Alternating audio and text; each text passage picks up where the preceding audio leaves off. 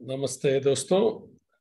Project self incorporation USA, Bharat, United consciousness, TCF, IMA आप सभी का स्वागत करता है। हम लोग हनुमान चालीसा सीरीज का अध्ययन कर रहे हैं। आज 10वां सेशन है।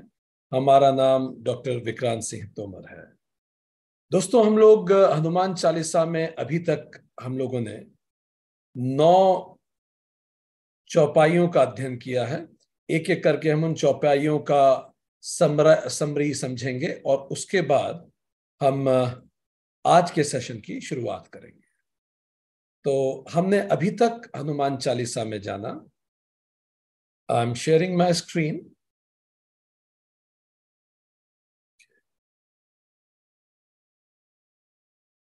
तो हमने देखा, श्री गुरु चरण सरोज रज, निज मनु मुकुर सुधारी, बरनउँ रघुवर बिमल जसु, जो दायकी फलचारी। ऐसे श्री गुरु जो अहंकार को हर लेते हैं, उनके चरणों की रज जो मेरी कुंडलिनी के जागरण में मुझे मदद करती है, उससे मैं अपने मन के अहंकार को समाप्त करके, चित्त की स्मृतियों को शून्य करके, सही अर्थों में एकाग्र चित्त होकर हनुमान चालीसा का अध्ययन करता हूं, श्री राम और श्री हनुमान के गुणों का बखान करता हूं, जिससे मैं अर्थ, काम, धर्म, मोक्ष चारों फलों को प्राप्त होता हूं। बुद्धिहीन तनु जानिके सुमिरो पवन कुमार, बल बुद्धि विद्या देही मोहि हरहु कलेश विकार। अपनी बुद्धि को, अपने आप को पूरी तरह से हनुमान जी को समर्पित करके उनका नमन और स्मरण करता हूं, ताकि मैं जागरण को प्राप्त हो सकूं। और ऐसे पवन कुमार जो मेरे मन को चेतना से जोड़ते हैं, जो मुझे बल बुद्धि विद्या देंगे और मुझसे 5 क्लेश और 6 विकार मेरे हर लेंगे। जय हनुमान ज्ञान गुण सागर, जय कपीश तुहिं लोक उजागर। ऐसे हनुमान जिन्होंने स्वयं और दूसरों को जीता हो, जिनमें जो अहंकार के परे हो, जो ज्ञान और गुण के सागर हो, जिनमें योग्यता और विनम्रता दोनों हो, जो बिना पद के पावर रखते हो, जो हर पल आनंदित रहते हो। ऐसे हनुमान जो मुझे मेरी तीनों अवस्था के परे, तीनों गुणों के परे, तीनों शरीर के परे, तीनों स्तर के परे अपनी अंतरात्मा को उजागर करने में, एनलाइटनमेंट प्राप्त करने में मदद करते हैं। रामदूत अतुलित बलधामा, अंजनी पुत्र पवन सुत नामा। ऐसे हनुमान जो श्री राम अंतरात्मा के मैसेंजर हैं, एपिसेंटर हैं पावर का, धैर्य और शौर्य का प्रतिमान है, और जिनका 3 बार जन्म हुआ, शारीरिक जन्म, मानसिक जन्म और आध्यात्मिक जन्म हुआ। महावीर विक्रम बजरंगी, कुमति निवार सुमति के संगी। ऐसे महावीर हनुमान जिनका यश स्वयं भगवान गाते हैं, जो विद्यावान, रणवीर, धनवीर, दानवीर, धर्मवीर और दयावीर हैं, जो पराक्रमी और निर्भय हैं, जिनके अंग वज्र के समान मजबूत हैं, जो कुमति को समाप्त करते हैं, जो लक्ष्य से दूर ले जाती है, और सुमति को स्थापित करते हैं, जो लक्ष्य की ओर ले जाती है। ऐसे हनुमान। कंचन बरन बिराज सुबैसा, कानन कुंडल कुंचित केसा। ऐसे हनुमान जिनका वर्ण सुनहरा है, जिनमें शास्त्र, शरीर, शस्त्र और वस्त्र सभी विद्यमान हैं, जो सुंदर वस्त्रों के साथ विराजमान हैं। ऐसे श्री हनुमान जिनके कानों के कुंडल श्रवण का प्रतीक हैं, और जिनके लंबे घुंघराले बाल उनके ज्ञान का प्रतीक हैं, जो श्रवणशील हैं और प्रज्ञावान हैं। ऐसे हनुमान का मैं ध्यान करता हूं। हाथ वज्र ध्वजा विराजे, कांधे मूज जनेऊ साजे। ऐसे हनुमान जिनके हाथ में वज्र बने हुए हैं और हाथ में भी वज्र है, जो अस्त्र का उपयोग करते हैं दूसरों की सुरक्षा के लिए। ऐसे संत जो हमेशा, वो व्यक्ति जो सत्य, धर्म, मर्यादा और सेवा के रास्ते पे होता है, उसके जीवन की पताका पे विराजमान होते हैं। ऐसे हनुमान। हनुमान जिनके कंधे पे जनेऊ है, जो मर्यादित जीवन का प्रतिमान है और हमें 3 ऋण को चुकाने के लिए प्रेरित करते हैं, जीवन की साइकिल को याद दिलाते हैं, 3 शरीर के परे जाने के लिए, 3 अवस्थाओं और 3 गुणों के परे जाने के लिए हमें प्रेरित करते हैं। ऐसे श्री हनुमान का मैं ध्यान करता हूं। शंकर सुवन केसरी नंदन, तेज प्रताप महाजगबंदन। ऐसे हनुमान जिनके पिताजी जो स्वयं शंकर रूप हैं, और केसरी उनके पिताजी हैं। ऐसे श्री हनुमान जिनका जगत वंदन करता है, भले वो देश देव राक्षस वानर मत्स्य मनुष्य संत या कोई भी हो, वो सबका कल्याण करते हैं, जो महात्मा है परमार्थी हैं, ऐसे श्री हनुमान का मैं वंदन करता। विद्यावान गुणी अति चातुर, राम काज करवे को आतुर।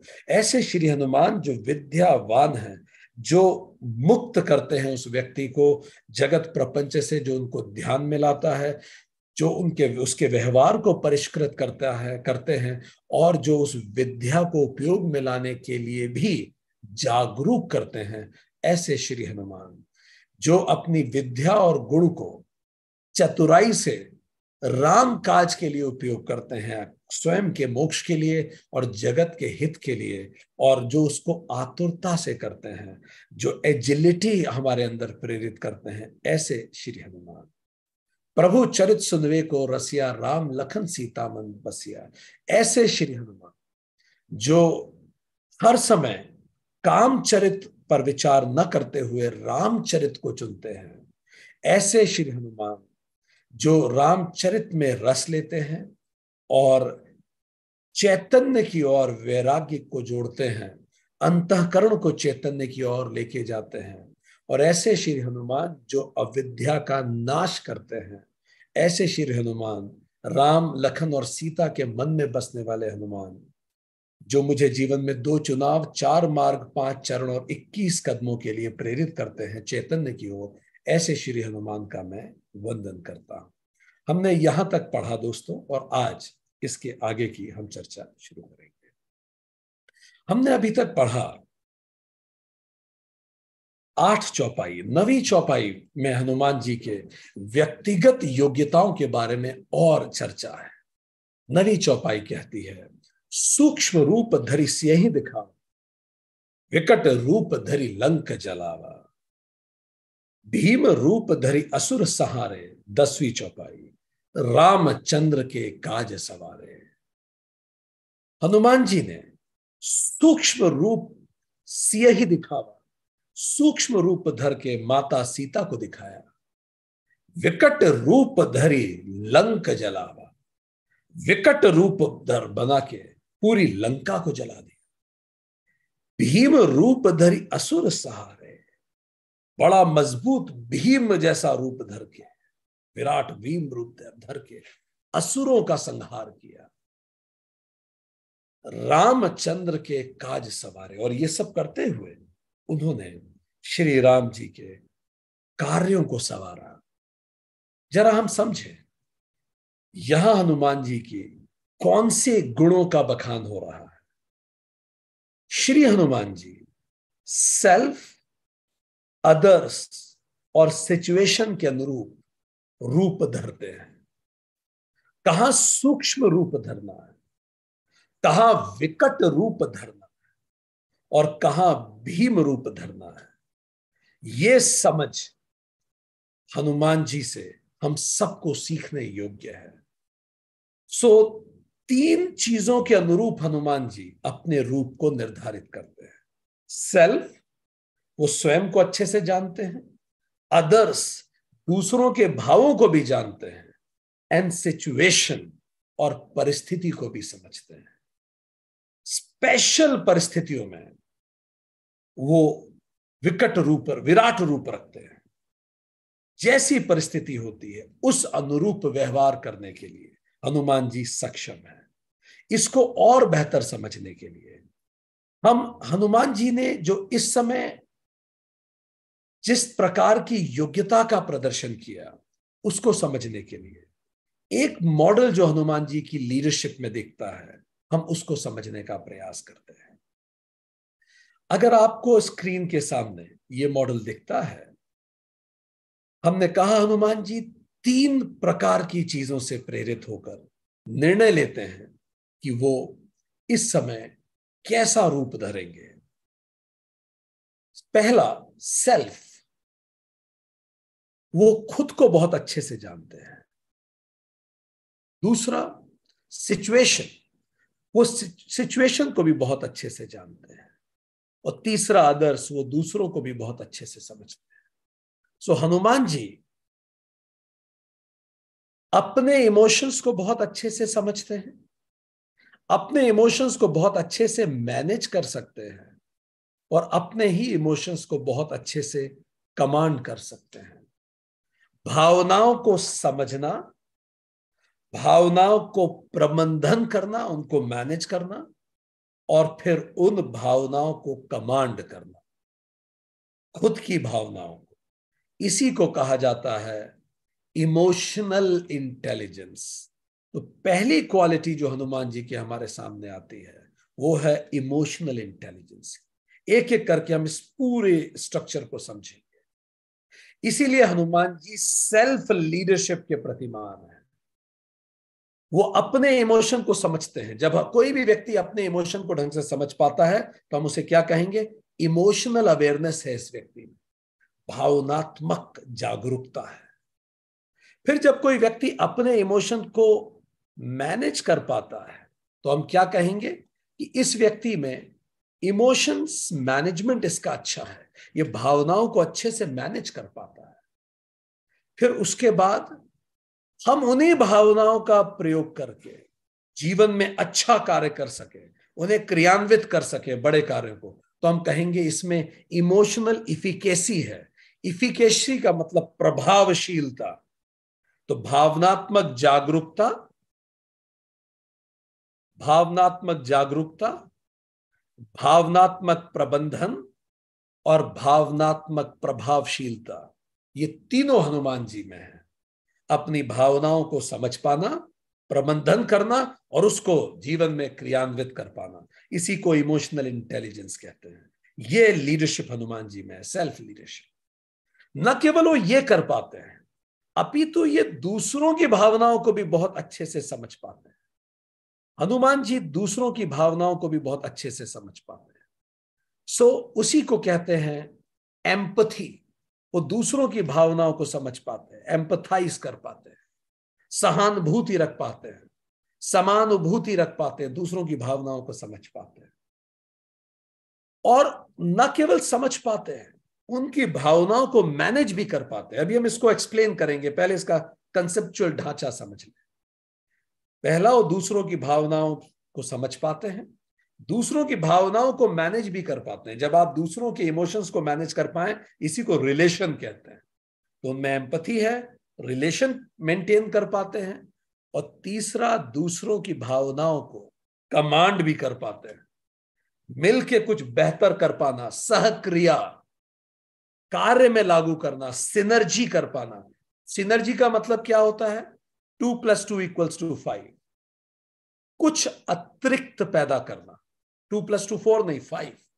मिलके कुछ बेहतर करना, यह हनुमान जी करवा पाते हैं दूसरों के साथ। अगली बात, वो सिचुएशन को भी समझ पाते हैं। जो सिचुएशन को अच्छे से समझता है उसी को कहते हैं कॉम्पिटेंस। सिचुएशन को समझने की कॉम्पिटेंस, योग्यता है उनमें। सिचुएशन को मैनेज करते हैं, किसी भी सिचुएशन में आप उन्हें भेज दीजिए, उसको मैनेज कर लेंगे। अभी हम पढ़ेंगे, एक उदाहरण लेंगे एक एक चीज पे। और परफॉर्मेंस, उस सिचुएशन में परफॉर्म करके आते हैं, न केवल मैनेज करते। कहीं भेज दीजिए आप उन्हें, वो हर सिचुएशन में परफॉर्म करने की स्थिति में रहते हैं। तो हनुमान जी में इसीलिए इसको SOS मॉडल कहा गया। S का मतलब सेल्फ, O का मतलब अदर्स और S का मतलब सिचुएशन। तो हनुमान जी का SOS मॉडल है। ये न केवल इमोशनल इंटेलिजेंस है, सोशल इंटेलिजेंस भी है इनमें और सिचुएशनल इंटेलिजेंस भी है। इनमें सेल्फ लीडरशिप है, टीम को लीड कर सकते हैं और सिचुएशन को भी लीड कर सकते हैं। तो अगर हम कॉर्पोरेट के पॉइंट ऑफ व्यू से देखें तो हम हनुमान जी एक बहुत अच्छे लीडर के रूप में सामने उभरते हैं। चलिए अब हम समझते हैं कि हनुमान जी एक एक इन चीजों में किस तरह से इस योग्यता का प्रदर्शन करते हैं। समझना हम शुरू करते हैं। तो सबसे पहले हम बात करेंगे सेल्फ लीडरशिप का। सेल्फ लीडरशिप हनुमान जी किस तरह से करते हैं उस पर बात करते हैं। तो सेल्फ लीडरशिप में सबसे पहले हमने बात की इमोशनल अवेयरनेस हनुमान जी की बहुत अच्छी है। इमोशनल अवेयरनेस से क्या तात्पर्य है? इमोशनल अवेयरनेस से तात्पर्य यह है कि हनुमान जी अपने भावों को बहुत अच्छी तरह से समझ पाते हैं। जब भी कोई व्यक्ति खुद के भाव को समझ पाता है, जैसे फॉर एग्जाम्पल, हम में से कितने लोग जब भी गुस्से में आते हैं ये जान पाते हैं कि देखो मुझे भी गुस्सा आ रहा है। जब भी उनको क्रोध आता है, जब भी उनके अंदर लालच आता है, जब भी वो हताश होते हैं, उसी पल वो समझ पाते हैं कि वो अपने भावों को देख पा रहे हैं। हम में से कितने लोग इमोशनल अवेयरनेस है हमारे अंदर? एक नागसेन नाम के ब्राह्मण हुए, बड़े ज्ञानी हुए, बाद में बौद्ध भी हुए। वो बड़े बौद्ध विद्वान हुए, नागसेन नाम। नागसेन के पास एक चोर आया। नागसेन के पास एक सोने का कमंडल था। कुछ घटना कुछ ऐसी हुई कि नागसेन के पास एक नॉर्मल कमंडल हुआ करता था, तो एक रानी ने नागसेन को कहा कि आपका कमंडल पुराना सा हो गया है, आप ये कमंडल मुझे दे दीजिए, मैं तुम्हें अच्छा नया कमंडल आपको भेंट करना चाहती हूं। तो नागसेन ने बोला ठीक है। तो उसने सोने का कमंडल भेंट कर दिया नागसेन को। उसको लगा था नागसेन मना करेंगे कि नहीं, मैं सोने का क्या करूंगा, मैं तो बैरागी हूं, मैं तो फकीर हूं, मना कर देंगे। पर टू हर सरप्राइज, नागसेन ने एक शब्द भी बोले बिना, जैसे उसने सोने का कमंडल दिया, नागसेन ने सोने का कमंडल ले लिया और पुराना कमंडल दे दिया वापस। तो वो महिला भी, रानी भी थोड़ी चकित थी कि इन्होंने तो, एक ऐसे बैरागी हैं तो सोने को तुरंत ले लेते हैं। बहरहाल वो लेके चल दिए। अब पूरे शहर में खबर आम थी, नागसेन के पास सोने का कमंडल है। कुछ चोर उचक्के भी उनके पीछे घात लगा के बैठने लगे। एक दिन रात को नागसेन एक खंडहर में सोने गए। एक चोर उनके पीछे पीछे भाग के आया, वो कमंडल चुराना चाहता था। उसके पदचाप से नागसेन समझ गए कि मेरे पीछे कोई है। और नागसेन को यह भी पता था कि जिस तरह से वो चुपचाप पीछे पीछे आ रहा है, वो मेरे ज्ञान का पिपासु नहीं, वो एक कमंडल चाहता है। तो नागसेन ने सोने से पहले कमंडल को खंडहर के बाहर फेंक दिया, सोने के कमंडल को। और नागसेन ने चिल्ला के बोला, जो तुम्हें चाहिए वो मिल गया है, अब मुझे सोने में डिस्टर्ब मत करना। और नागसेन सो गए। उस चोर को यकीन नहीं हुआ, सोने का कमंडल फेंक दिया इन्होंने ऐसे ही। वो कमंडल छोड़ के वो खुद अंदर आया चोर। चोर ने नागसेन को कहा, आपने कमंडल फेंक दिया, आपने बाहर फेंक दिया कमंडल। ऐसा क्या है आपके पास कि आपको सोने का कमंडल भी प्रेरित नहीं करता, तो भी आप चैन से सो पाते हैं? क्या कभी ऐसी शांति मुझे उपलब्ध हो पाएगी? चोर ने कहा, क्योंकि चोर चकित था। ऐसा व्यक्ति चोर ने कभी देखा नहीं था। नागसेन ने कहा, क्यों नहीं हो सकी, अभी इसी पल हो सकती है तुम्हें। चोर ने कहा, यह प्रश्न मैंने कई साधुओं से पूछा, पर अधिकतर साधुओं ने मुझे यह कहा, पहले तुम चोरी छोड़ो तो तुम्हें शांति मिलेगी। पर क्या ऐसा कुछ संभव नहीं है कि मैं शांति को उपलब्ध हो सकूं और चोरी छोड़ना ना पड़े?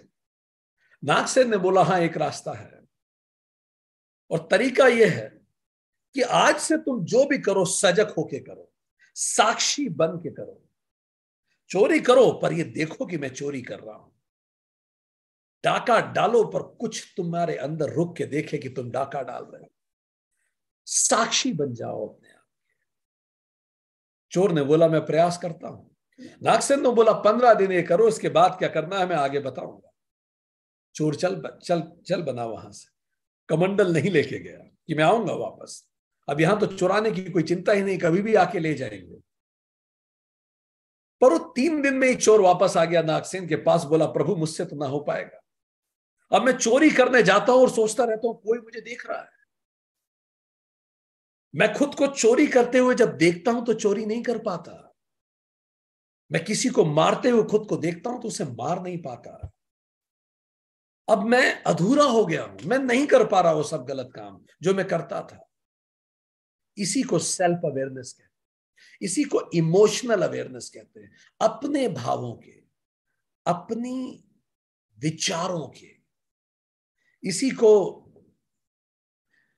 प्रोफेसर ने, जिन्होंने इमोशनल इंटेलिजेंस पुस्तक लिखी, डेनियल गोलमैन ने सेल्फ अवेयरनेस कहा, मेटा कॉग्निशन कहा, कि हम अपने इमोशंस के साक्षी हो जाएं। तो इमोशनल अवेयरनेस के 3 स्टेप्स हैं। First, observe your emotions. आज से जब भी आप जो भी महसूस करें उसको ऑब्जर्व करें, अभी मैं क्या महसूस कर रहा हूं। चलिए एक पल के लिए रुकते हैं। इस पल आप किस इमोशन में हैं, लिखिए चैट बॉक्स में, बताइए इस मोमेंट आप क्या इमोशन फील कर रहे हैं। Write down in chat box.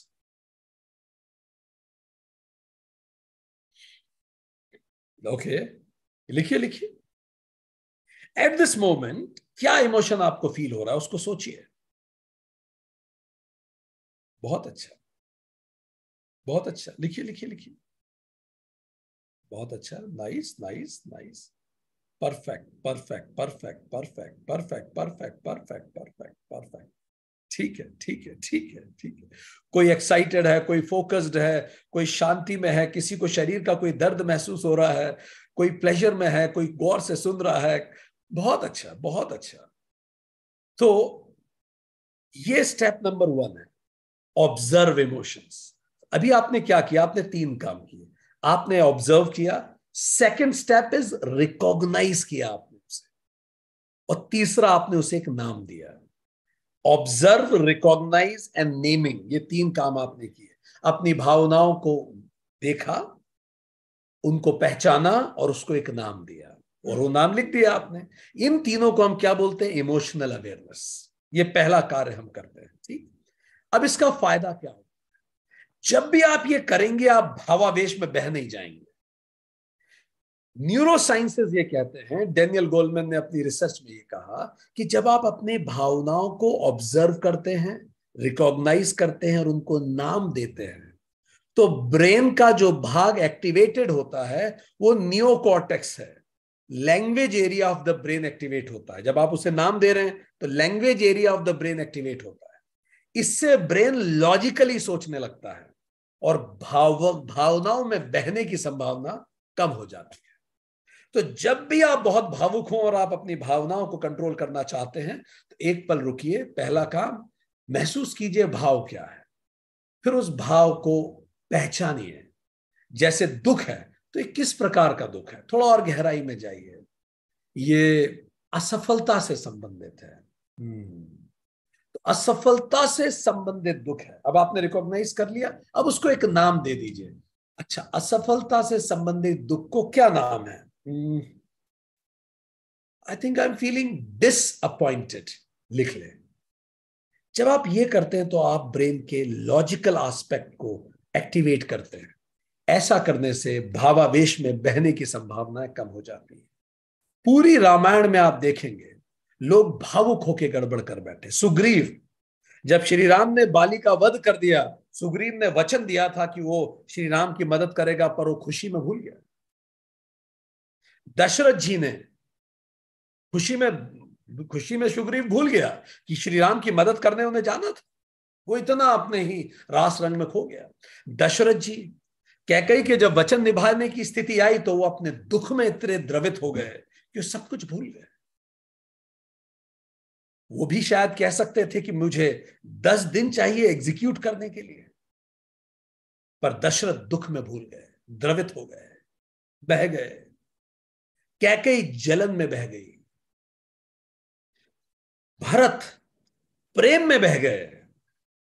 Bharat प्रेम में ये नहीं देख पाए, जब श्री राम को मनाने गए थे पूरे परिवार को लेके, तो भरत ये नहीं देख पा रहे थे कि प्रेम का तो मतलब ही होता है जिसको मैं प्रेम करता हूं उसकी प्रसन्नता में प्रसन्न रहना, रादर देन मेरी प्रसन्नता में उस व्यक्ति को भी लेके आना।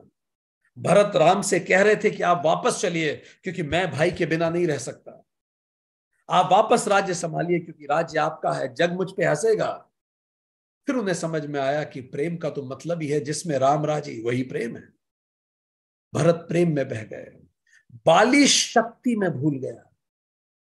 भाली शक्ति में बह गया। श्री राम ने बाली को कहा भी कि तेरी कई गलतियों में से एक गलती ये भी है, तो ये पता होने के बाद भी कि सुग्रीव मेरी शरण में है, तूने उस पर हमला किया, तूने उससे युद्ध करने के लिए भी तैयार हुआ, तू कैसे सोच सकता है जो मेरी शरण में है तो उसे जीत लेगा। बाली अपनी शक्ति में अंधा हो गया और भूल गया। लक्ष्मण क्रोध में भूल गए। जब भी भावावेश आता है इंसान गलती करता है। लक्ष्मण ने क्रोध में स्वयं भरत पर धनुष उठा लिया।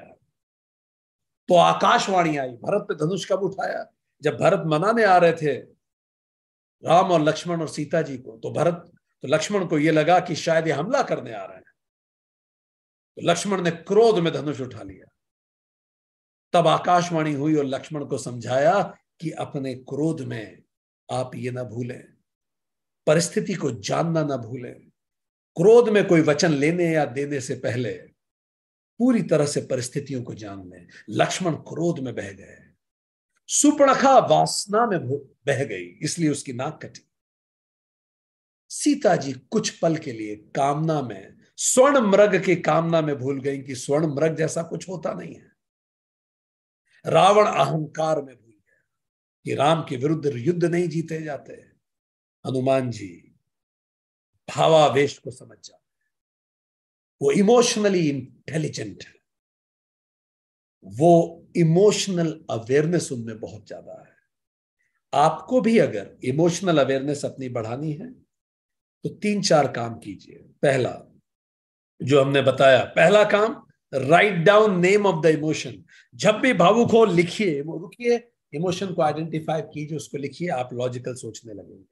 दूसरा, माइंडफुलनेस मेडिटेशन कीजिए। हमने बहुत सारे मेडिटेशन करवाए हैं, उसमें माइंडफुलनेस मेडिटेशन आप कीजिए योग सूत्र सीरीज से। तीसरा, जब भी आप बहुत भावुक हो रहे हैं, सांस गहरी लीजिए और सांस को रोक दीजिए। अपने आप आपकी भावना स्थिर होने लगेगी। Take deep breath and hold the breath जितनी देर आप रोक सके, और फिर सांस छोड़ दीजिए। ठीक। चौथा, जब भी आप बहुत भावुक हो रहे हैं, आप 1-1-2 के रेशो में इनहेल, हॉल्ट एंड एक्सहेल करके देखिए। जैसे 1-1-2 मतलब आप 5 तक गिनती लेके सांस अंदर लीजिए, 5 तक गिनती करके सांस रोकिए, और 10 तक गिनती करके धीरे धीरे छोड़िए। ठीक है, जैसे करके देखिए। जब आप इनहेल करेंगे तो यू विल काउंट टिल 5, और फिर रोकिए 5 तक गिनती के लिए, और फिर 10 तक गिनती में बिल्कुल धीरे धीरे छोड़िए। छोड़ते समय आपका पेट पिचकना चाहिए अंदर तक। धीरे धीरे आप स्थिर होने लगेंगे। और 5वां और अंतिम तरीका, ओम मेडिटेशन कीजिए। ओम मेडिटेशन करते समय आप यहां ध्यान लगाइए, मां का वाइब्रेशन इधर आने दीजिए। जब मां का वाइब्रेशन इस तरफ आता है तो भी हमारा नियोकॉर्टेक्स एक्टिवेट होता है और हम लॉजिकल सोचने लगते हैं। सो भावनाओं में बहने की संभावना कम हो जाती है। सो पहला, हनुमान जी में इमोशनल अवेयरनेस है, अंडरस्टैंड्स हिज ओन इमोशंस। दूसरा, वो न केवल समझते हैं, इमोशंस को मैनेज भी कर पाते हैं। Second is emotional management. Emotions का मैनेजमेंट का मतलब, इसमें भी 3 चीजें हैं। नेवर सप्रेस योर इमोशंस, अपने भावनाओं को सप्रेस मत कीजिए कभी। Nor express all the time, हर समय एक्सप्रेस भी मत कीजिए, एड्रेस कीजिए उसको। उन भावनाओं को समझिए और उसको एड्रेस कीजिए। एड्रेस करने का भी हम आपको तरीका भी बताएंगे। Never suppress, nor express, address it. Hanuman ji हमेशा एड्रेस किया, हमेशा उन्होंने एडमिट किया वो क्या फील कर रहे हैं। जब श्री राम जी से मिले तो उन्होंने अपने अज्ञान को एडमिट किया। उन्होंने बोला, प्रभु मैं तो कपी हूं, मुझ में इतनी समझ ही नहीं है। ही ऑलवेज एडमिट्स वो क्या फील कर रहे हैं। जब समुद्र को लांघने की बात आई तो जामवंत के सामने उन्होंने एडमिट किया, मैं नहीं कर सकता। जब विभीषण से मिले लंका में तो उन्होंने अपनी अयोग्यता को भी एडमिट किया। पहली मुलाकात में जब विभीषण ने कहा क्या श्री राम मुझे स्वीकार करेंगे, हम पढ़ चुके हैं, तो हनुमान जी ने कहा कि अरे जब मेरे जैसे को स्वीकार कर सकते। उन्होंने श्री राम के सामने अपने अज्ञान को एडमिट किया, जामवंत के सामने अपनी असक्षमता को एडमिट किया, विभीषण के सामने अपनी अयोग्यता को एडमिट किया। He is open to talk about it, इसीलिए वो मैनेज कर पाते हैं, वो ओपन है इस विषय पे बात करने के लिए। तो कैसे हमें एड्रेस करना है? पहली टेक्निक, हम कुछ सिंपल टेक्निक्स आपको बताएं। First technique is called desensitization. Desensitization, ठीक। डिसेंसिटाइजेशन का मतलब यह होता है कि कोई भी आपके जीवन में ऐसा कोई पॉइंट है जो पॉइंट दर्द का कारण है, जिसको याद करके दुख होता है, अच्छा नहीं लगता, ठीक, उस पॉइंट के बारे में आप अब जानबूझ के विचार करें, एड्रेस करें। अभी तक हम ये करते थे कि नहीं, हमें उस बारे में सोचना ही नहीं है। डिसेंसिटाइजेशन का मतलब है हम जानबूझ के सोचेंगे उस पॉइंट के बारे में। और सोचेंगे कैसे? एक बेहतर स्टेट ऑफ माइंड से, जिसको हम कहेंगे हनुमान स्टेट ऑफ माइंड से, हनुमान जी की स्टेट ऑफ माइंड से। हनुमान जी जैसे भावनात्मक रूप से स्थिर हैं, ऐसी स्टेट ऑफ माइंड से हम उसी घटना को फिर से देखें, ठीक। और फिर हम ये सोचेंगे कि उसी घटना में यदि हनुमान जी बताते, हनुमान जी उस घटना को देखते, तो हमें क्या बताते?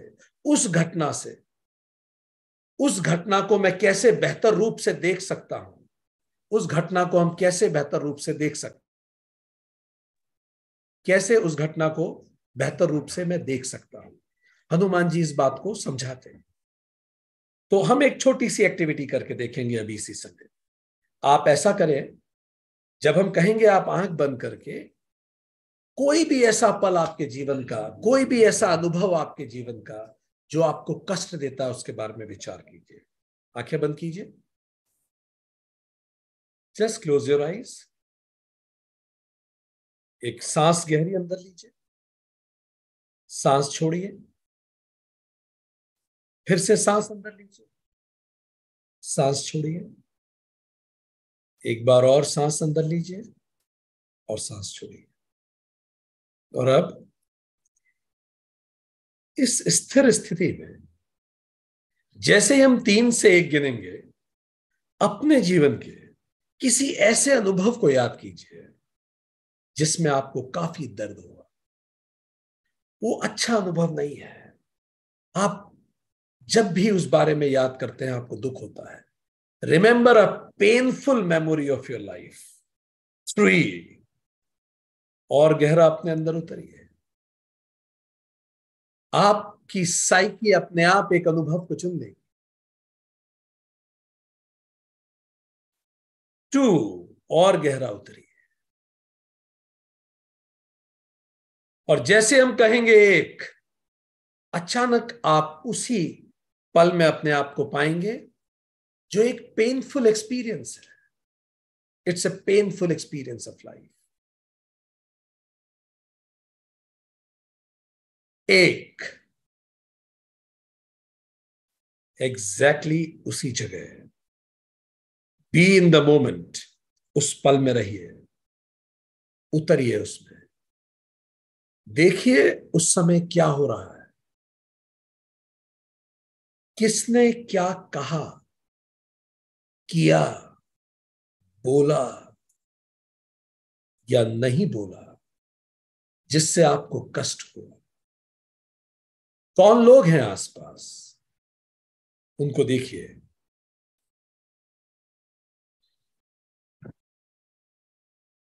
क्या बातचीत हो रही है, उसमें उतरिए।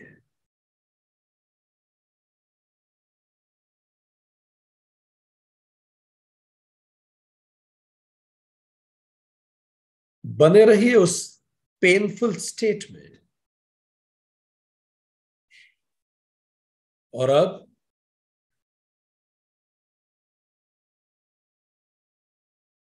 इस दर्द को, इस दुख को एक नाम दीजिए। कुछ भी, क्या महसूस कर रहे हैं आप इस समय?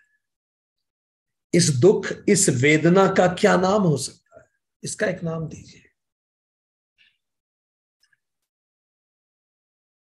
और अब 10 की स्केल पे, 10 की स्केल पे कितना दुख आप महसूस कर रहे हैं इस पल, उस सब को महसूस करके वो अंक निर्धारित कीजिए अपने मन में।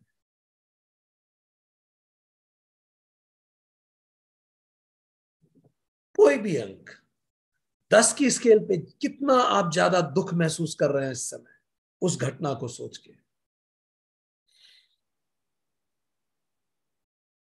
अब आपने उस घटना का नाम दिया, उसको अंक दिया 10 में से, और अब हम जैसे ही 1 से 3 गिनेंगे, आप अपना पूरा ध्यान अपने भ्रू मध्य पे लेके आएंगे, जो आपके भौं के ऊपर है, जहां स्वयं हनुमान जी विराजित होते हैं, आपका आज्ञा चक्र।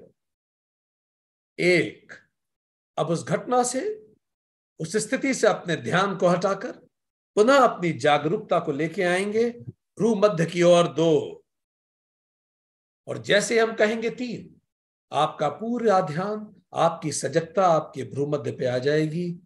3, और अब अपने भ्रू मध्य में हनुमान जी को स्थापित करके अपनी भौं के ऊपर महसूस करें कि हनुमान जी का प्रकाश, उनका तेज पूरी आपके अस्तित्व में फैल रहा है। आपका पूरा मस्तिष्क उस तेज से, उस प्रकाश से, उस ज्ञान से पूरी तरह से सराबोर हो गया। You are feeling completely relaxed. पूरा शरीर आपका रिलैक्स्ड है। पूरे शरीर के अंदर एक दैवीय प्रकाश प्रकाशित हो रहा है। और अब हनुमान जी से, उस दैवीय प्रकाश से, उसके समक्ष जाकर जैसे ही हम 1 से 3 गिनेंगे, आप पूछेंगे कि हे प्रभु, वो घटना मेरे जीवन में जो हुई है, उससे मैं क्या सीख सकता हूं? उस घटना के होने का क्या कारण है? और बिल्कुल शांत होकर जो भी उत्तर आपके अंदर उभरे, उसको रिसीव करें। उस घटना से, उस पेनफुल एक्सपीरियंस से मेरे जीवन में मैं क्या सीख सकता हूं? 1, मन ही मन इस प्रश्न को आने दें। 2, और जैसे हम 3 कहेंगे, इस प्रश्न को उस प्रकाश की ओर अर्पित कर दीजिए कि उस घटना से मैं क्या सीख सकता हूं? वो क्या सिखाने के लिए आई थी मेरे जीवन में वो घटना? 3, ट्रस्ट योर इंट्यूशंस। जो भी उत्तर मिल रहा है, उस उत्तर को स्वीकार करें, महसूस करें।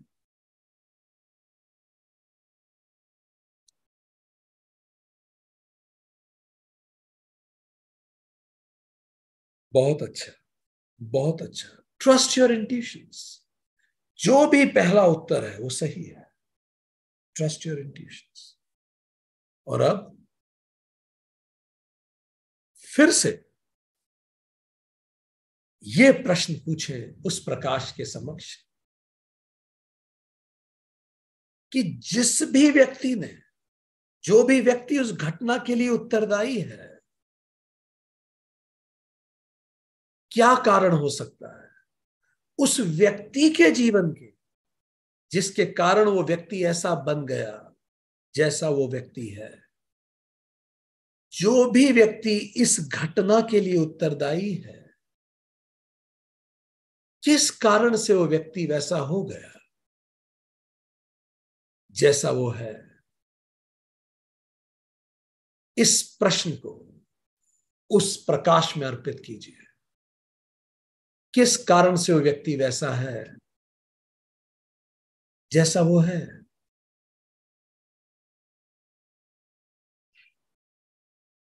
और जो भी उत्तर मिले उसे रिसीव कीजिए।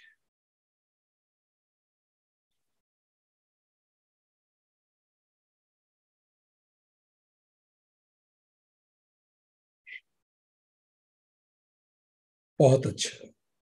और अब हम जैसे ही 3 से 1 गिनेंगे, अब इस बेहतर समझ से फिर से उसी स्थिति की ओर देखिए, उसी घटना को फिर से देखिए।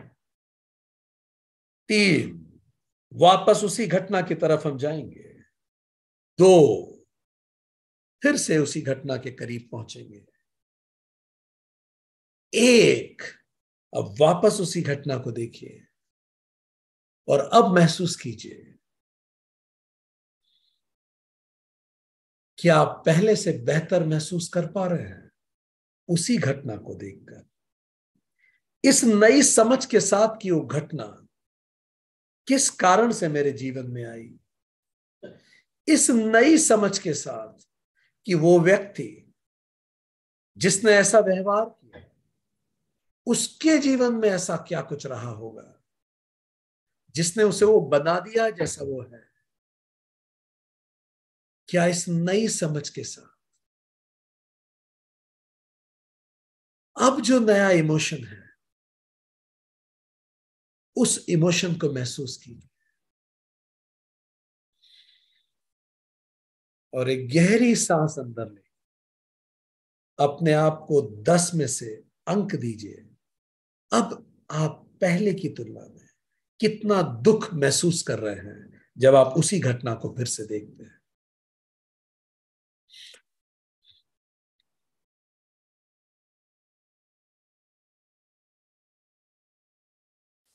बहुत अच्छा, बहुत अच्छा।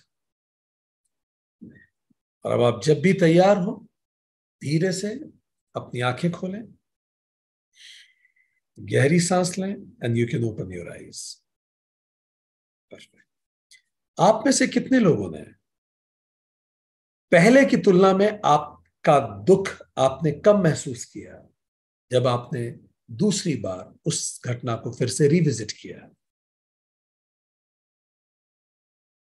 Can you raise your hands? This is called desensitization.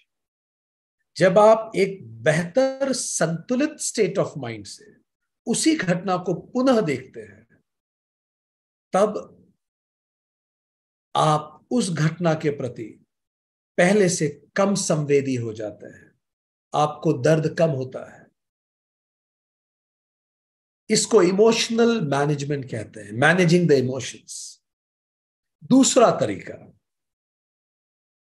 तरीका, change the physiology, it will change the biochemistry. Amy Cuddy Harvard University की स्कॉलर रही। उन्होंने अपनी रिसर्च में यह बताया कि यदि आप अपने बैठने का तरीका बदलेंगे तो अपने आप आपके सोचने का तरीका बदल जाएगा। आप हनुमान जी जैसे बैठते हैं, हनुमान जी देखिए कैसे स्ट्रेट बैठते हैं, ठीक? हनुमान जी वज्रासन में बैठते हैं। आप बैठने के तरीके को परिवर्तित कीजिए। इसको पावर पोजिंग कहते हैं। आप सीना चौड़ा करके, चेहरा ऊपर करके जब आप पावर पोजिंग करते हैं, अपने आप आपकी बायोकेमिस्ट्री भी चेंज होती है। एमी कडी ने अपनी रिसर्च में बताया, अगर हम हमारे फिजियोलॉजी को चेंज करेंगे तो टेस्टोस्टेरोन हार्मोन बढ़ता है जो हमें वेलबींग की फीलिंग देता है, और कॉर्टिसोल्स कम होते हैं जो हमें कमजोर महसूस कराते हैं, तनाव देते हैं। हनुमान पोज लीजिए। आपने कभी भी देखा होगा हनुमान जी एक पोज में बैठते हैं। So let's take Hanuman pose in life. इससे बायोकेमिस्ट्री भी बदलती है, इमोशन को मैनेज करने में मदद मिलती है। तीसरा तरीका, सूर्य नमस्कार कीजिए। सूर्य नमस्कार करने से भी शरीर में पॉजिटिव हार्मोन्स का संचार होता है। कई रिसर्चर्स ने इस बात को प्रूव किया है कि अगर आप अब काफी इमोशनल फील कर रहे हैं, दुखी फील कर रहे हैं, सूर्य नमस्कार करना शुरू कीजिए। सूर्य नमस्कार करने से या दौड़ने से भी आप अपनी भावनाओं से बेहतर डील कर पाते हैं। अंतिम तरीका, चौथा, हेल्प अदर्स इन नीड। जब भी आप बड़े दुखी हैं तो जो लोग परेशान हैं जाके उनकी मदद कीजिए। कैली मैकजेनाइगल ने कहा है अपनी रिसर्च में, उन्होंने एक पुस्तक लिखी अपसाइड स्ट्रेस। उस पुस्तक में वो कहते हैं जो व्यक्ति अपने जीवन को दूसरों की मदद के लिए लगाते हैं उनका मॉर्टेलिटी रेट 33% कम हो जाता है। वो जब लंबा जिएंगे, वो बीमार जल्दी नहीं पड़ेंगे। हनुमान जी ने तो पूरा ही जीवन दूसरों को समर्पित कर दिया। आप कम बीमार पड़ेंगे, आप ज्यादा स्थिर रहेंगे यदि आप ये कर पाते हैं। और अंतिम एक और चीज शायद हम आपको बताना चाहेंगे, रीफ्रेमिंग। रीफ्रेमिंग करना शुरू कीजिए। रीफ्रेमिंग, जब भी कोई दुखद अनुभव हुआ, आंख खोल के भी आप ये कर सकते हैं। ये प्रश्न खुद से जरूर पूछिए, ये अनुभव मुझे क्या सिखाता है, ये अनुभव मुझे कैसे बेहतर बनाता है। ये प्रश्न हमेशा हर अनुभव के लिए पूछिए। किसी ने मुझसे खराब व्यवहार किया, खुद से पूछिए ये व्यवहार मुझे क्या सिखाता है, ये व्यवहार मुझे कैसे बेहतर बनाता है। ये प्रश्न पूछने से हमारा वीएमपीएफसी, वेंट्रोमीडियल प्रीफ्रंटल कॉर्टेक्स, एक्टिवेट होता है। ये कभी मत पूछिए ये क्यों हुआ, मेरे साथ ही ऐसा क्यों होता है, इससे तनाव और बढ़ता है। ठीक, तो कोशिश ये करें हमेशा कि रीफ्रेमिंग करें, उस अनुभव को फिर से फ्रेम करें, देखिए इससे क्या मैं सीखने को मिलता है। हमने एक छोटी सी कथा सुनी कि एक किसान था, उसका बूढ़ा बूढ़ा बैल अंधेरे में कुएं में गिर गया। अब कुएं में गिर गया, बैल वैसे ही बूढ़ा था पर उससे थोड़ा लगाव तो था ही। तो किसान को समझ में नहीं आ रहा था उसे निकाले कैसे, निकाल पा नहीं पा रहा था, पानी में अंदर वो था काफी। तो किसान ने कुछ लोगों को बुलाया और सोचा कि इसको यहीं दफना देते हैं, अब ये तो मर ही गया होगा अंदर। तो उन्होंने ऊपर से मिट्टी कुएं में फेंकना चालू कर दी। अब बैल के ऊपर जैसे जैसे मिट्टी गिरने लगी तो बैल को समझ में नहीं आ रहा था ये सब क्या हो रहा है। तो जैसे ही बैल मरा नहीं था, जैसे ही मिट्टी गिरती मैं बैल के ऊपर, तो बैल पूरी मिट्टी को अपने कंधे से झटक देता, मिट्टी नीचे गिर जाती। आधे एक घंटे के बाद कुआं मिट्टी से भरने लगा, बैल मिट्टी को झटक के और ऊपर आ जाता, झटक के और ऊपर आ जाता। ज्यादा गहरा कुआं नहीं था, कुछ घंटों में कुआं भर गया, बैल ऊपर हो गया और कुएं से निकल के भाग गया। बैल निकल गया कुएं के बाहर। ये जीवन भी ऐसे ही है, लोग हमारे ऊपर कीचड़ फेंकते हैं।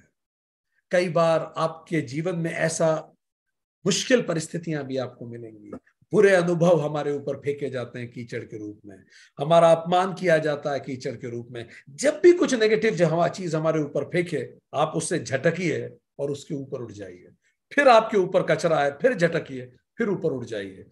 हर कचरे के साथ पहले से बेहतर ऊपर उठते जाइए। लेट दोज स्ट्रेसर्स एलिवेट अस।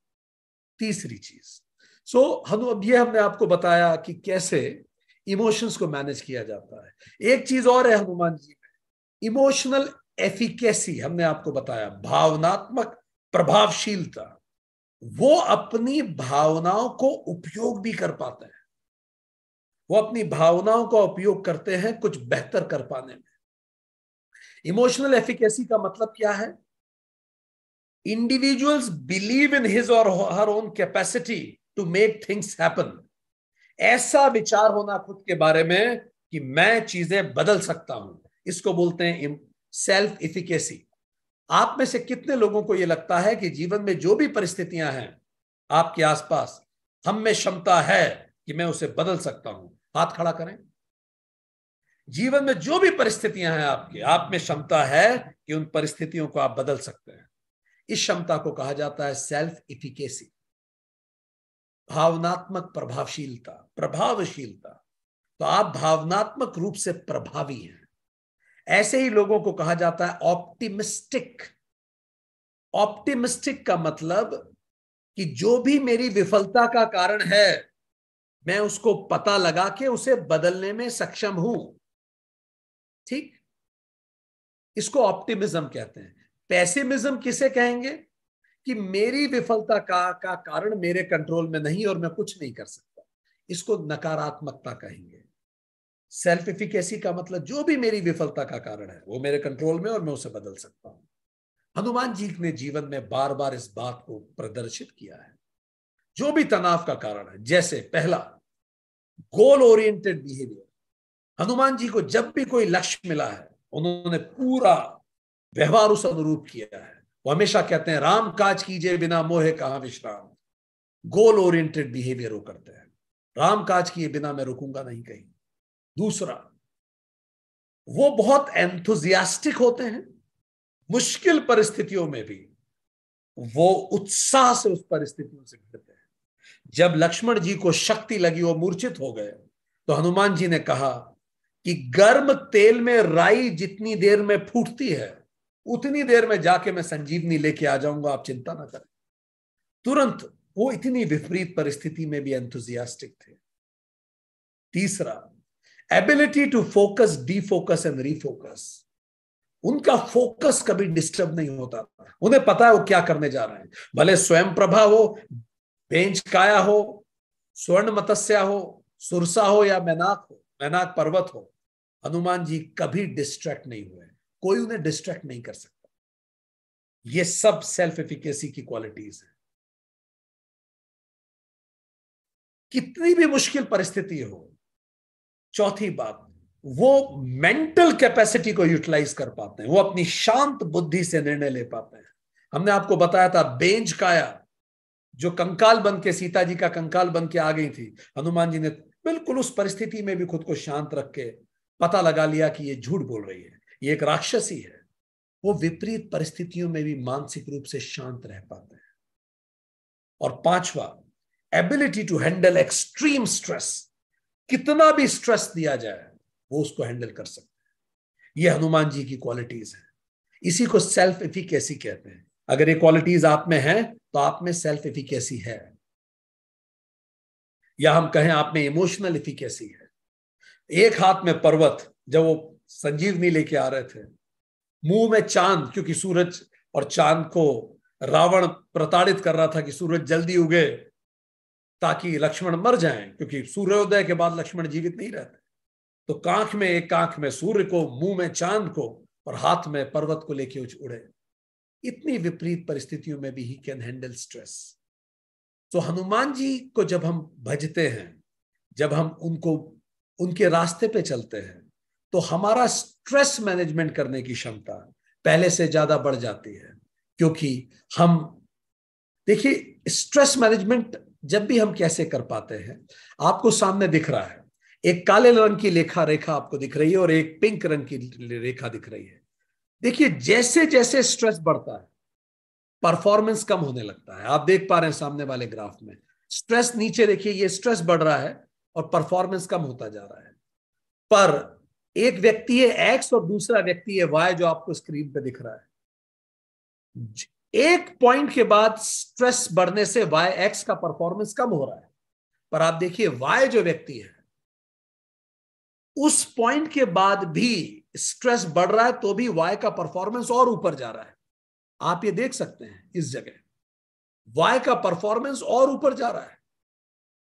इस पॉइंट पे आके वाई और स्ट्रेस जब बढ़ रहा है तो भी वाई परफॉर्म कर रहा है। तो जब आपके अंदर कोई हायर विश्वास होता है तो आप तुलनात्मक ज्यादा बड़ी मुश्किल परिस्थितियों में स्ट्रेस को डील कर सकते हैं। ये डॉक्सन ने रिसर्च करके पता लगाया कि लोगों में अलग अलग स्ट्रेस बियरिंग कैपेसिटी है। कोई इतने से स्ट्रेस में परेशान हो जाता है, कोई लंबा स्ट्रेस भी डील कर सकता है। जब भी हमारे पास कोई आराध्य होता है, हमारी स्ट्रेस बियरिंग कैपेसिटी बेहतर हो जाती है। तो ये स्ट्रेस बियरिंग कैपेसिटी बढ़ाने के लिए क्या करें? 3-4 क्विक टिप्स हम दे रहे हैं। पहला, स्मॉल चैलेंजेस से शुरू कीजिए, छोटे छोटे चैलेंज से शुरू कीजिए, उनको अचीव कीजिए, फिर बड़े पे जाइए। छोटे छोटे से खुद को चैलेंज दीजिए, उन्हें अचीव कीजिए, बड़े पे जाइए, इससे आत्मविश्वास बढ़ता है। दूसरा, जो भी काम लें उसे लंबे समय तक करें। तुरंत उत्साहित होना फिर ठंडे पड़ जाना, ऐसा नहीं। जो भी काम हाथ में लें उसे लंबे समय तक उस पे काम कर सके। जैसे अगर आप वॉक कर रहे हैं तो 2 किलोमीटर से ज्यादा वॉक जरूर करें। 2 किलोमीटर के बाद शरीर सक्रिय होता है ज्यादा। अगर आप कोई भी दौड़ने का रूटीन है, 40 दिन लगातार कीजिए। जो भी रूटीन आप हाथ में ले रहे हैं 40 दिन कीजिए, उसके बाद उसका असर दिखना चालू होगा। अगर आप डाइट कर रहे हैं 40 दिन कीजिए। तीसरी टिप, जो भी काम हाथ में लें वो चैलेंज आपकी कॉम्पिटेंस से थोड़ा ज्यादा होना चाहिए। कॉम्पिटेंस इतनी है तो चैलेंज थोड़ा सा ज्यादा। बहुत ज्यादा चैलेंजिंग होगा तो हताश हो जाएंगे। इतना कॉम्पिटेंस तो थोड़ा सा ज्यादा चैलेंज लें तो आप जनरली बेहतर कर पाएंगे। चौथा, विजिबल फीडबैक। जो भी चैलेंज आप ले रहे हैं आप देखिए, रोज खुद को चेक कीजिए कि आप उसमें और बेहतर कितना कर पा रहे हैं। जब आप रेगुलर फीडबैक देते जाएंगे खुद को कि हाँ आप और पहले से बेहतर हैं, या साप्ताहिक फीडबैक दें, तो आप जनरली, हमारी इमोशनल एफिकेसी बढ़ती है। तो हमने ये देखा कि हनुमान जी बहुत अच्छे से अपने इमोशंस को मैनेज कर पाते हैं। अब हम बात करें दूसरों के इमोशंस को मैनेज करने की, उसमें तो प्रकांड पंडित हैं। एम्पथी जिसकी हमने बात की, अंडरस्टैंडिंग अदर्स इमोशंस। देखिए, दूसरों के इमोशंस को वही मैनेज कर सकता है जो खुद के इमोशंस को मैनेज कर सकता हो। तो सबसे पहले मैं अपने आप को स्थिर करूं, अपनी भावनाओं को समझूं, उसको मैनेज करूं और उसको उपयोग कर सकूं अपने जीवन में, तब मैं दूसरों की भावनाओं को समझ पाऊंगा। तो सेल्फ अवेयरनेस या इमोशनल अवेयरनेस से एम्पथी आती है। दूसरों की भावनाओं को आप समझ सकते हैं, और दूसरों की भावनाओं को जब आप समझते हैं तो रिलेशनशिप मजबूत होता है। हनुमान जी ने श्री राम की वेदना समझी, सुग्रीव के डर को जाना, सीता जी के दुख को समझा, लक्ष्मण जी के क्रोध को समझा। लक्ष्मण जी के क्रोध को कब समझा? जब लक्ष्मण जी क्रोध में गए थे, जब सुग्रीव मदद नहीं कर रहा था श्री राम की। युद्ध जीत गया था सुग्रीव, राजा बन गया था, वो तारा के साथ, अपनी पत्नी के साथ अच्छा समय बिता रहा था। लक्ष्मण जी क्रोध में थे। हनुमान जी ने तुरंत उस क्रोध को जाना और मैटर को संभाला। आगे बढ़ेंगे। विभीषण के मन के संशय को भी समझा। एम्पथी मतलब दूसरों की परेशानियों को समझना। उसके लिए हम आपको 1-2 टिप्स देते हैं, आप वो करना चाहें तो। पहला, आप जब भी अकेले कहीं भी बैठे हो, एयरपोर्ट पे हो, रेलवे स्टेशन पे हो, लोगों को गौर से ऑब्जर्व कीजिए, और ऑब्जर्व करने के बाद महसूस कीजिए कि वो व्यक्ति अभी क्या सोच रहा होगा। वो खुश है या दुखी है, चिंतित है या किसी बात में विचारशील है, कहां का वो व्यक्ति हो सकता है। जब बहुत गौर से आप ऑब्जर्व करेंगे, धीरे धीरे आप उसकी बॉडी लैंग्वेज, उसके नॉन वर्बल्स, उसके चेहरे के एक्सप्रेशन, उस सब पे ध्यान देने लगेंगे, आप उस व्यक्ति को बेहतर समझेंगे। दूसरी टिप, जब भी आप किसी से बात करें 80-20 प्रिंसिपल रखिए। 80% वो व्यक्ति बोले, 20% आप बोलिए। जब भी सामने वाला व्यक्ति बोलना चालू करे, आप आई कांटेक्ट करके, सिर नोट करके गौर से उसकी बात को सुनिए। 80% उसे बुलवाइए, 20% आप बोलिए। आप देखेंगे कि उस व्यक्ति से आप पहले की तुलना में बेहतर रेपो क्रिएट कर पाएंगे। ठीक। अब अगली, इसके बाद हमने ये भी बात की कि हनुमान जी किसी भी सिचुएशन वो ये समझ पाते हैं कि किसके साथ कैसा बिहेव करना है। रिलेशन में भी वो एक्सपर्ट हैं। कैसे उनको ये पता लगता है कि किस व्यक्ति के साथ कैसे बिहेव करना है, थोड़ा इसके बारे में हम बात करें। उन्हें पता है किसको मारना है। वो किसी भी रूप में आए पर वो हमेशा होश में रहते हैं, वो होश नहीं खोते। महिरावण को उन्होंने मार डाला क्योंकि वो धोखा देने आया था। कालनेमी को मार डाला। कालनेमी के बारे में हमने पहले की क्लास में बात की है। ठीक। जब हनुमान जी संजीवनी ढूंढने जा रहे थे तो कालनेमी नाम का राक्षस संत बन के बैठ गया, और उन्होंने हनुमान जी को बोला कि मैं तुम्हें बताऊंगा संजीवनी किधर है, तुम आओ जरा नहा के आ जाओ। और हनुमान जी को डिस्ट्रैक्ट किया क्योंकि राम नाम का जाप करने लगा कालनेमी संत बनकर। पर हनुमान जी ने जब वो नदी में नहाने गए, जैसा कालनेमी ने कहा था उस संत ने कि जाओ और थोड़ा स्नान करके आओ, फिर मैं तुम्हें बताता हूं संजीवनी किधर है। तो स्नान करने गए तो एक मगरी ने अटैक कर दिया। वो मगरी एक खतरनाक राक्षस थी, मगरी थी, पर जैसे अटैक किया हनुमान जी ने उसको मार डाला। जैसे ही वो मरी, उसको मोक्ष प्राप्त हुआ। वो एक अप्सरा थी जो किसी श्रापवश मगर बनी हुई थी। उस अप्सरा ने बताया कि ये कालनेमी राक्षस है। हनुमान जी को उसने धोखा दिया, तो हनुमान जी ने उसका वध कर दिया, कालनेमी का वध करा, महिरावण का वध किया। अक्षय जो रावण का पुत्र था, वो भी दंभ से भरा हुआ हनुमान जी को मारने आया अशोक वाटिका में, उसका वध कर दिया। किसको मारना है उन्हें पता है, किसको छोड़ देना है उन्हें यह भी पता है। पेंच काया को मार नहीं डाला, क्योंकि उसमें बीज थे सुधार के, और उसको अपनी गलती का एहसास हुआ। लंकिनी, लंकनी ने भी, लंकनी को भी हनुमान जी ने मार नहीं डाला।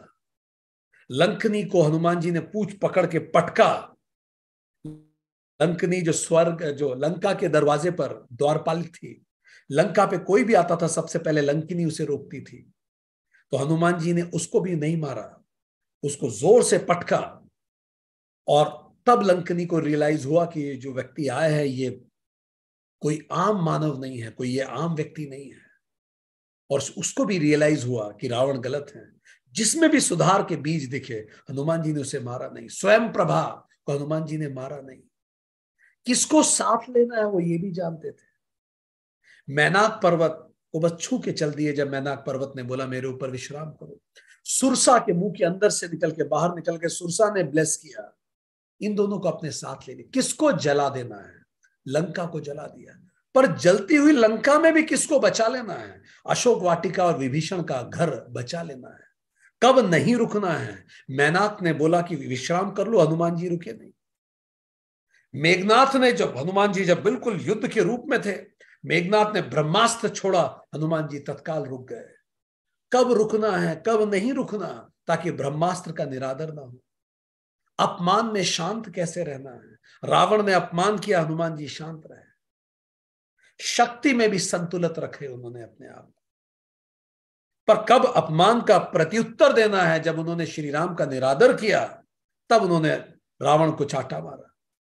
तो हनुमान जी में यह समझ, यही समझ तो रिलेशनशिप में सबसे इंपॉर्टेंट होती है।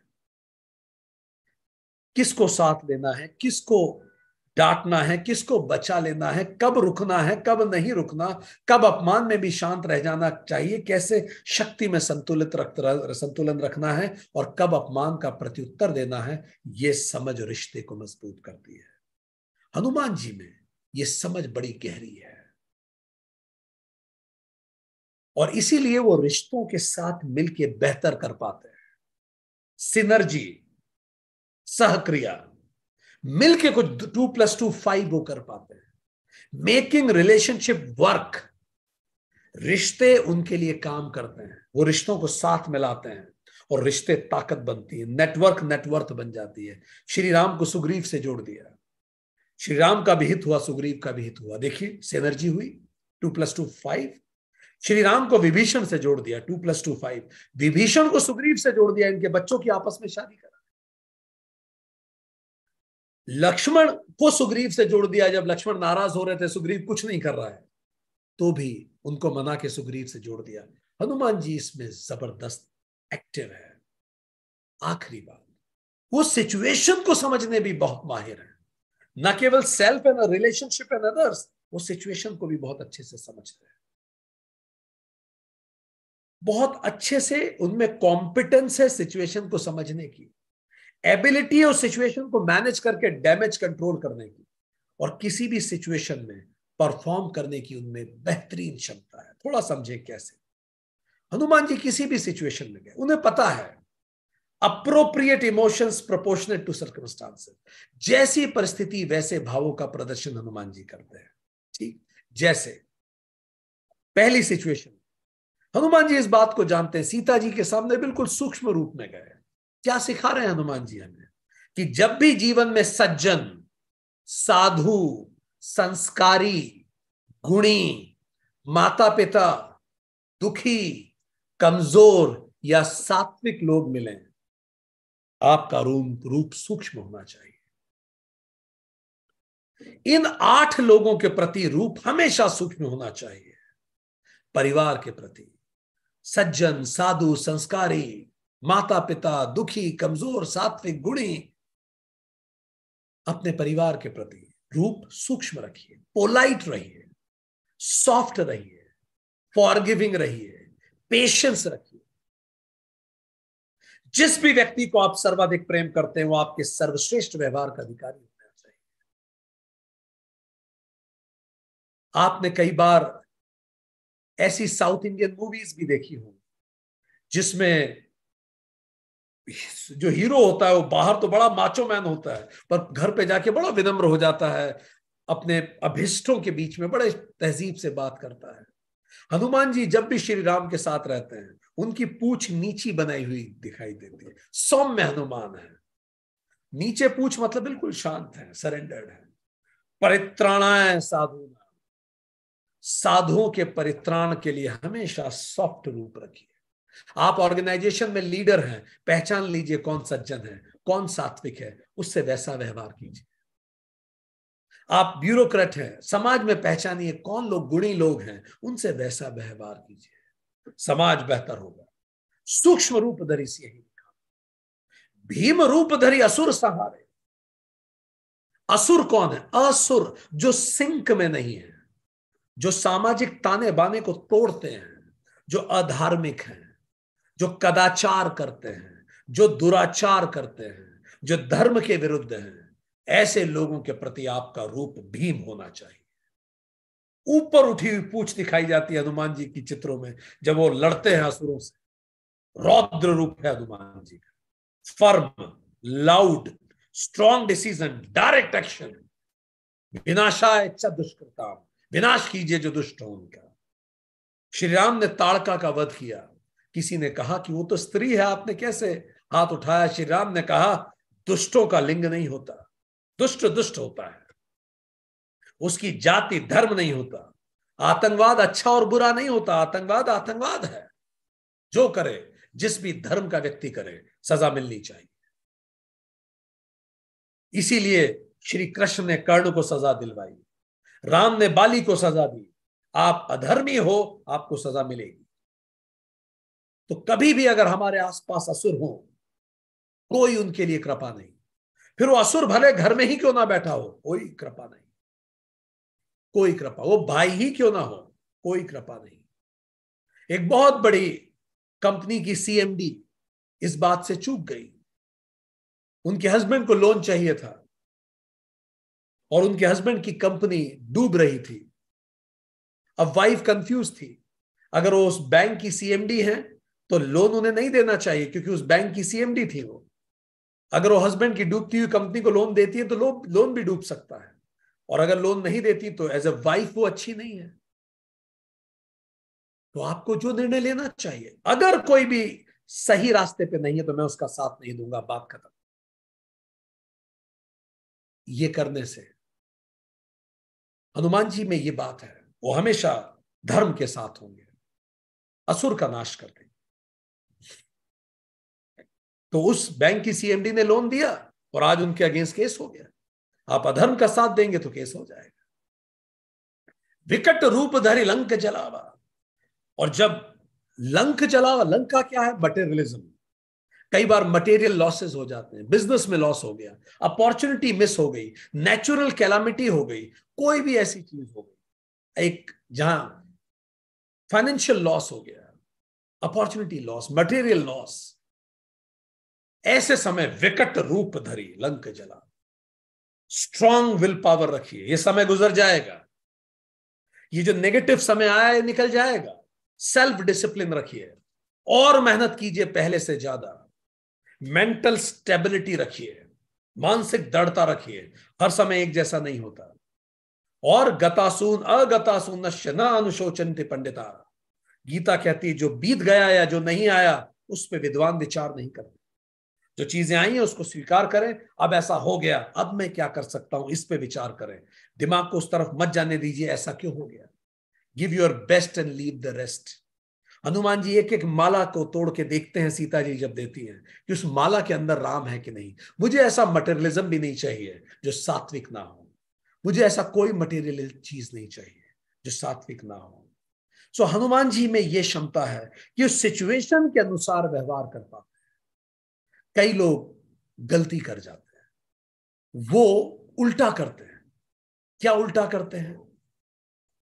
सियही के सामने भीम रूप दिखाते हैं, घर में जाके भीम रूप हो जाते हैं और बाहर जाके सूक्ष्म रूप हो जाते हैं। बिल्कुल उल्टा। ऐसे कैसे हो सकता है? फिर ये तो पूरा गलत है। इस तरह का डिस्टर्बेंस रिलेशनशिप को खराब करता है, वर्क लाइफ बैलेंसिंग को खराब करता है। आप दुनिया में कितने ही तुर्रम क्यों ना हो, घर में आपका सूक्ष्म रूप होना चाहिए। No arrogance at home. कई लोग घर पे भी अधिकारी बने रहते हैं, कई लोग घर पे भी बॉस ही बने रहते हैं। बच्चों का राइट ऑफ स्पीक छीन लिया जाता है, बच्चे नहीं बोल सकते उनके सामने। और धीरे धीरे इससे रिलेशनशिप खराब होने लगते हैं। तो जहां प्रेम हो, वहां किसी भी हालत में हमें जो रूप रखना चाहिए वो रूप है सूक्ष्म रूप। आपको जो स्क्रीन पे दिखता है छोटा सा बच्चा, ये छोटा सा बच्चे की जीवन की कथा कुछ ऐसी रही। इस बच्चे ने, इसके पिताजी, इस बच्चे के पिताजी बड़े स्ट्रिक्ट थे, इसको खूब डांटते थे, बात बात पे इसको झिड़का जाता था और इससे इसका कॉन्फिडेंस लूज होना चालू हो गया। पिताजी ने जबरदस्ती इसको उस कोर्स में एडमिशन कराया जहां इसको पढ़ना ही नहीं था, तो इसने पढ़ाई भी बंद कर दी। पिता पुत्र में लड़ाइयों के बाद जब ये बड़ा हुआ, इस डर से बड़ा हुआ, इसके पिता घर पे भी भीम रूप रखते थे। ये कितना इनोसेंट बच्चा है, कोई कल्पना कर सकता है ये आगे जाके हिटलर बना, जिसने 11 मिलियन लोगों की हत्या करवाई। और इसके कारण सेकेंड वर्ल्ड वॉर में 70 मिलियन लोग मृत्यु को प्राप्त हुए। घर पे अगर आप भीम रूप धरेंगे, सौम्य नहीं रहेंगे, खासतौर पे पिता, तो रिश्ते खराब होते हैं, बच्चों का जीवन बर्बाद होता है। इस व्यक्ति को देखिए, बच्चा देखने में ही डिसिप्लिन लगता है। इसके पिताजी बहुत शराब पीते थे, शराब पी के मां से खराब व्यवहार करते थे, बदतमीजी करते थे, कई बार हाथ भी उठा देते थे। माता पिता का इतना अब्यूजिव रिलेशनशिप था, इसके अंदर भी चिढ़ भर गई, स्कूल में लड़ाई करने लगा। और जब ये बड़ा हुआ तो उस चिढ़ को उसने पूरी दुनिया पे निकाला। 20 मिलियन लोगों को उसने एग्जीक्यूट किया। कहने का तात्पर्य यह है कि जो हनुमान चालीसा में हनुमान जी तरीका बता रहे हो बड़ा कीमती है। हमें पता होना चाहिए कि हमें किस रूप को कहां दिखाना है। हमारे माता पिता, उनके चेहरे की हर एक झुर्री हमारे बचपन और जवानी की गलतियों की अनकही कहानियां हैं, जो उन्होंने कभी हमसे कही नहीं कि सुनेंगे तो हमें दुख होगा। आज समय है कि हम अपना सूक्ष्म रूप उनके प्रति रखें, उनकी देखभाल करें, इससे पहले कि बहुत लेट हो जाए। हर व्यक्ति जो हमारे आसपास, हमारे बच्चे, माता पिता, स्पाउस, हमारे दोस्त,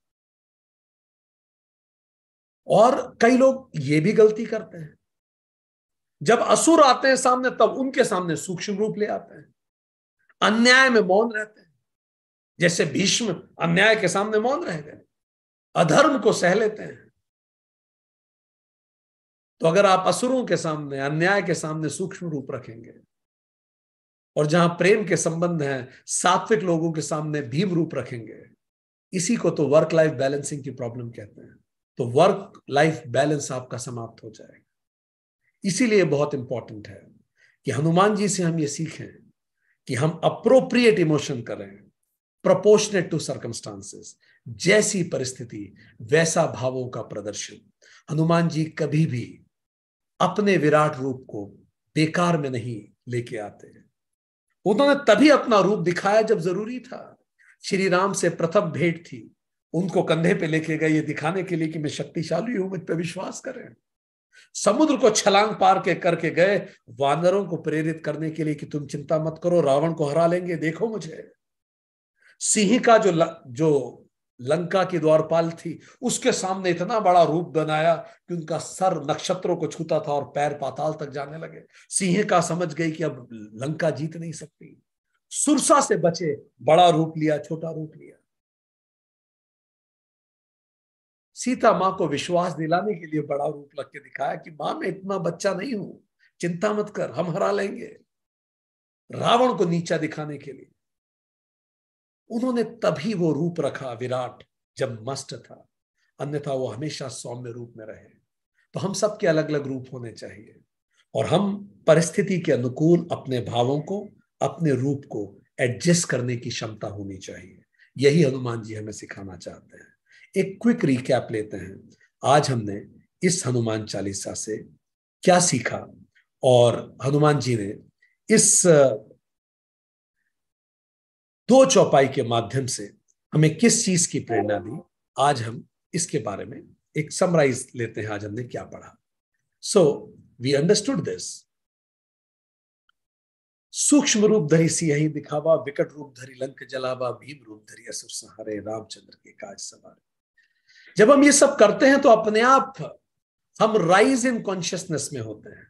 रामचंद्र के काज स्वतः समर्थ संभलते हैं। रामचंद्र का मतलब हमारी चेतना अपने आप जागृत होती है जब हम ये करते हैं। सूक्ष्म रूप धरी सिंह दिखावा, पोलाइट सॉफ्ट पेशेंस रखें, केयरिंग व्यवहार रखें, सज्जन साधु संस्कारी गुणी दुखी दीन और जनक के प्रति, माता पिता के प्रति। धरी मतलब धरिए, ये चॉइस है, हम कर सकते हैं अगर हम जागरूक रहे। विकट रूप धरी लंक जलावा, जब भी मटेरियल लॉस हो, अपॉर्चुनिटी मिस हो, नेचुरल कैलामिटी हो गई, उस समय विल पावर से काम लीजिए। सेल्फ डिसिप्लिन मेंटेन रखिए, बुरे समय मेहनत और कीजिए, मुश्किल समय और डिसिप्लिन से काम लीजिए। मेंटल स्टेबिलिटी रखिए, दौर गुजर जाएगा, ये मेहनत फल लेके आएगी। चॉइस है, डल मत रहिए इस समय। भीम रूप धरि असुर सहारे, और जब भी अधर्मियों से, कदाचारी, अनाचारी, दुराचारी से मिलिए तो firm, loud, strong decision, direct action लीजिए, ये भी चॉइस है। जब हम ये करेंगे तो अपने आप हम धर्म के रास्ते पे चलेंगे, मानसिक रूप से शांत रहेंगे और रामचंद्र के काज को संवारेंगे। सेल्फ एलिवेशन होगा, सारे लाइफ के एम्स हम अचीव करेंगे। और यही चीज हनुमान सिखाते हैं अपने एसओएस मॉडल से। अपने इमोशंस को समझिए, इमोशनल अवेयरनेस, उनको मैनेज कीजिए, इमोशंस मैनेजमेंट। और उन इमोशंस इफिकेसी का मतलब उससे प्रभावी रूप से उन्हें कमांड कीजिए, उन इमोशंस को कार्य में बदल दीजिए। इसी को इमोशनल इंटेलिजेंस कहते हैं, सेल्फ लीडरशिप। दूसरों के इमोशंस को भी समझिए, एम्पैथी, दूसरों के साथ इमोशंस को मैनेज कीजिए। रिलेशन तभी बनता है, मैं आपके इमोशंस को मैनेज कर सकूंगा, आप मेरे। अभी आपको गुस्सा आ रहा है, मैं शांत हो जाऊं, मैनेज कर सकूं। सिनर्जी, कमांड करके हम लोग मिलके आगे कुछ बेहतर बनाएं, रिश्तों को बेहतर क्रियान्वित में लगाएं, क्रियान्वयन में लगाएं। सिचुएशन को समझें, सिचुएशन को समझना कॉम्पिटेंस है, उसको मैनेज करना मेंटेनेंस है, और उन सिचुएशंस को कमांड करके परफॉर्म करना परफॉर्मेंस है। इसी को सिचुएशनल लीडरशिप कहते हैं। इसी को emotional intelligence, social intelligence and situational leadership कहते हैं। सात्विक के साथ सूक्ष्म रूप, असुर के साथ भीम रूप, विषयों में जब परेशानी हो, मटेरियल लॉसेस में विकट रूप। ये वर्क लाइफ बैलेंसिंग है। पर अगर इसका उल्टा कर दिया तो फिर ये पुअर वर्क लाइफ बैलेंस। सात्विक के साथ भीम रूप, असुरों के वो जब सूक्ष्म रूप मिलता है, जब अच्छे लोगों को समाज, संस्थाएं भीम रूप दिखाने लगती हैं, असुरों के सामने सूक्ष्म हो जाती हैं, तो समाज, संस्था, राष्ट्र और व्यक्ति का पतन हो जाता है। तो हम अपने अंदर इस तरह की भावनात्मक बुद्धिमत्ता और वर्क लाइफ बैलेंसिंग लाए, ताकि हम राइज करें कॉन्शियसनेस में और सेल्फ को एलिवेट करें, रामचंद्र के काज सवारें, अपने अंदर की चेतना को पहचानें। Thank you very much.